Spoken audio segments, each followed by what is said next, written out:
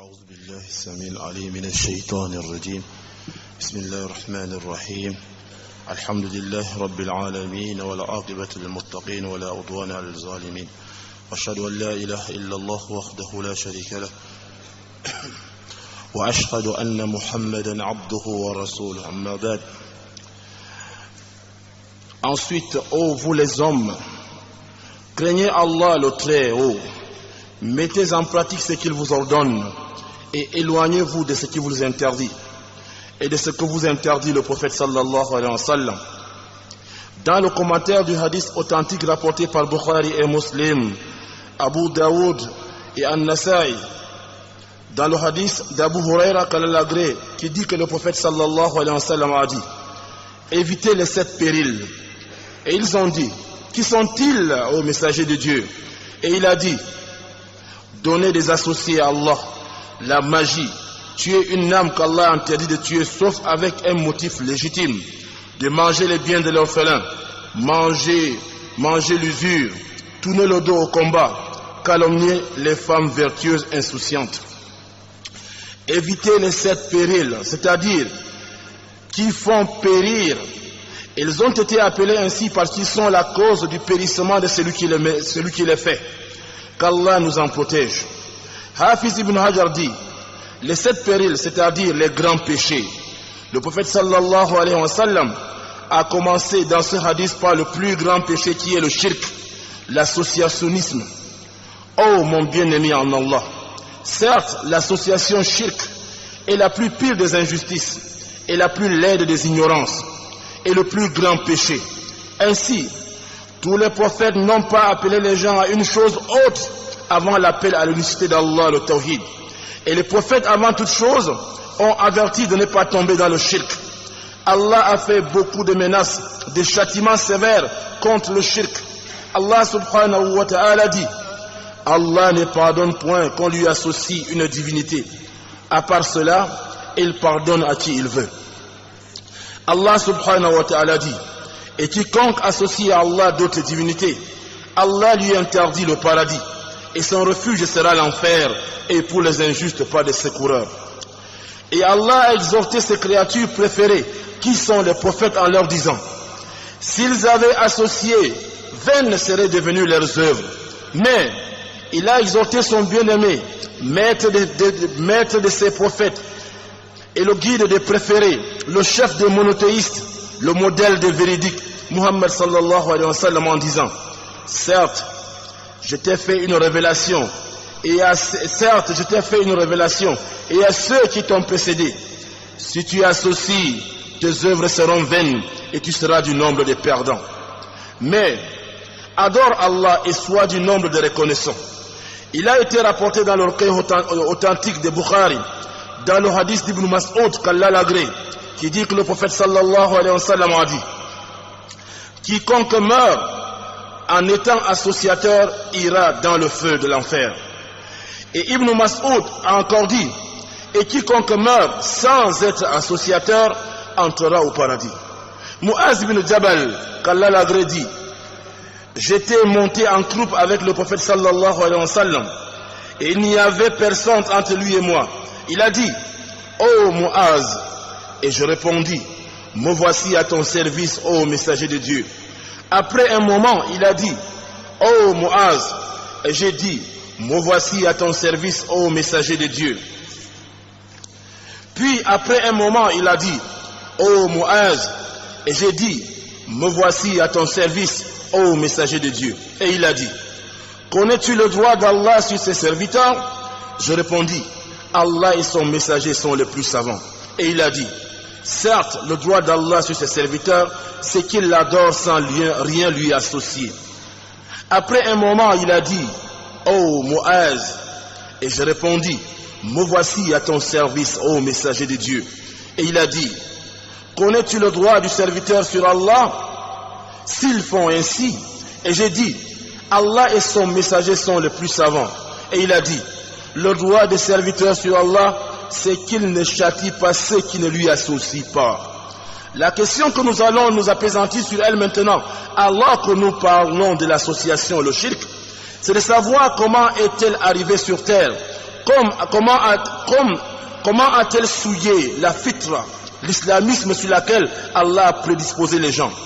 Ce qui est le plus connu chez les savants, c'est qu'elle a fait sa première apparition dans la communauté de Noé. Qu'Allah soit satisfait, qu'Allah prie sur lui et le salut.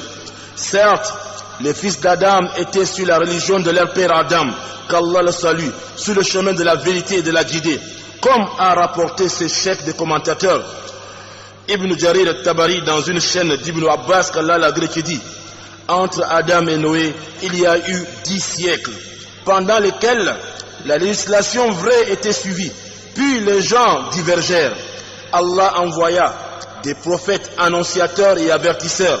Oui, les gens étaient certes sur la vraie législation et la guidée, jusqu'au moment où le Satan, qu'Allah le maudisse, enjoliva aux gens l'adoration des idoles qu'ils fabriquaient de leurs propres mains. Les idoles des gens vertueux du peuple de Noé, dans le but de ne pas oublier leur biographie.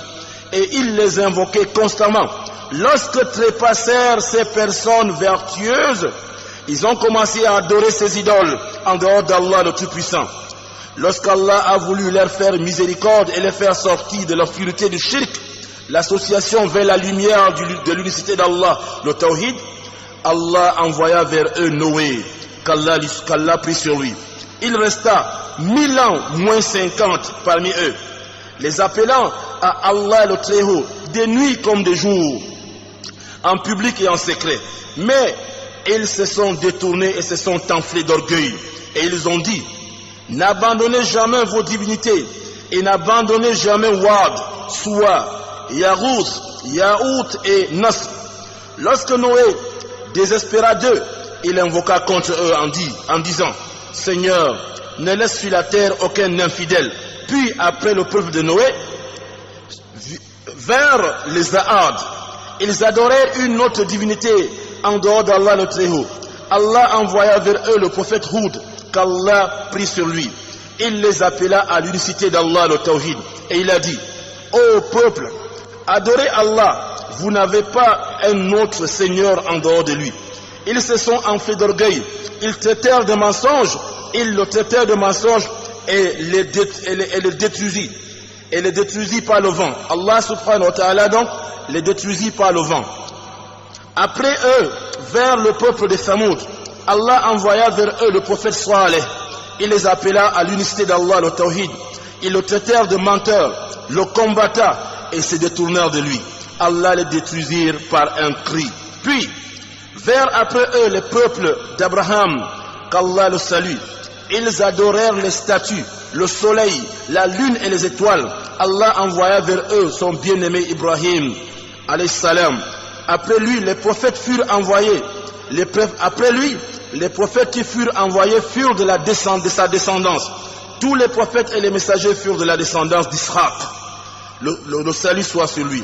De la descendance d'Ismaël, il n'a été envoyé que notre prophète Muhammad sallallahu alayhi wa sallam.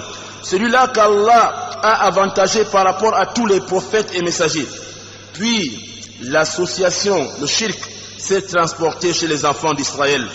Le premier, ce fut le veau d'or qui fut interdit par Moussa alayhi salam, Moïse et Haroun, qu'Allah prit sur eux. Et certains parmi eux adorèrent Uzaïr, et ils ont dit qu'il est le fils de Dieu. Allah est au-dessus de tout ce qu'ils disent.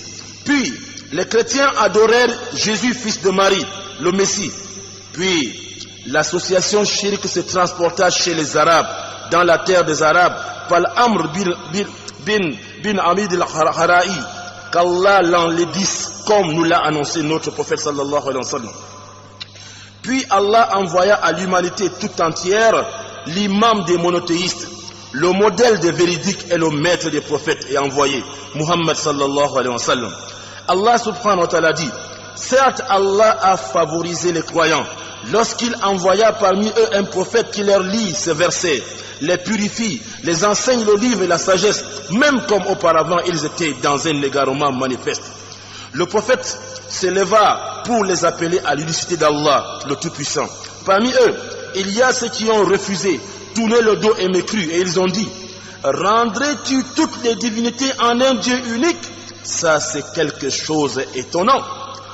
La deuxième sorte de shirk, c'est la petite association comme l'ostentation, c'est-à-dire faire les choses pour se faire voir des gens, jurer au nom de quelqu'un d'autre en dehors d'Allah, et le fait de dire Allah a voulu et un tel a voulu, ou si ce n'était Allah et un tel, telle chose n'aurait pas eu lieu, et les choses semblables à cela.